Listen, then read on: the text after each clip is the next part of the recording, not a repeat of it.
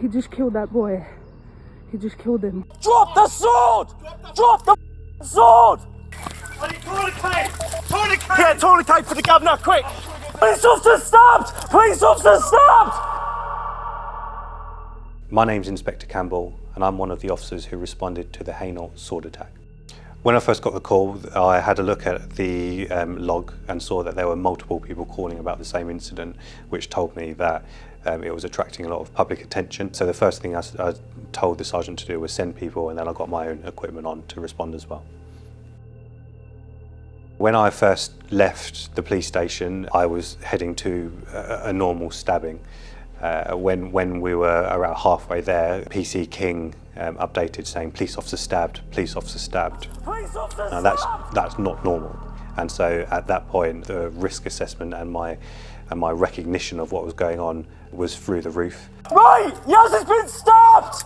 Sam! My first concern was who. Which one of my officers has been stabbed, and also what kind of condition are they in. Moving on from that, I then knew that the person needed to be confronted. By the very fact that he was armed meant that there was no time for hesitation. You had to go in and you had to confront that threat head on.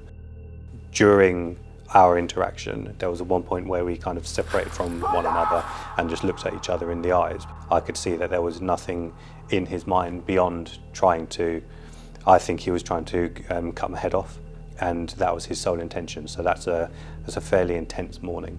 My baton hit his sword twice mid-air as we were hitting each other.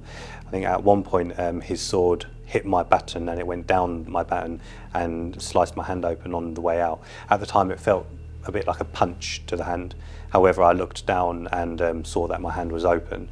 And then when I realised that I was losing too much blood and had to withdraw. And so I jumped back and dodged another swipe from his blade, and then went back to the police cars and asked for a tourniquet to be put on my arm. Tourniquet for the governor, quick! There was only one thing to do, which was to try and disarm Mr. Monzo.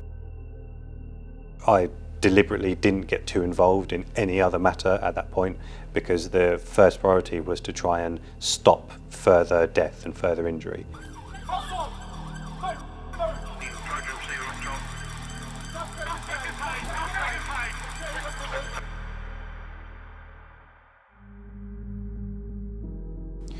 I became aware of what Mr. Monzo had done to Daniel later on in the morning in hospital. When I had the tourniquet removed, I lost quite a lot of blood and lost consciousness for the first time. I think when I came round, another police officer visiting me, I think he presumed that I knew already, and said, sadly, a boy has died. And that was the first I knew about it. And I felt the wind be knocked out of me, and I felt like I was being sucked down into my bed. I hadn't realised that had happened. I thought we had achieved the goal, which was the preservation of life. And to learn that hadn't happened, I was gutted. I'm pleased with the family of Daniel that there was a conviction, and Mr. Monzo has been put behind bars for 38 years. I hope that means something to them, although it's never going to bring Daniel back. But I think we all would have been devastated if the child had gone a different way. I felt humbled by Daniel's family.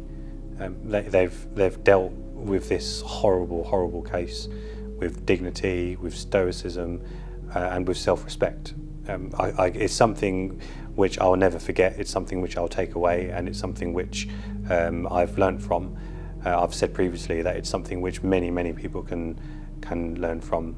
I think they handle themselves in an exemplary manner, and they've done their own family proud. To my colleagues who responded that day, I can only echo what the judge said in open court, which is that they are a credit to the Metropolitan Police, and they should be proud to put on that uniform and carry on doing what they are doing. They saved me from worse injury. When I went in by myself, I had no doubt that they would follow in behind me, and they did. They did, and they were involved with me, doing their own tactics.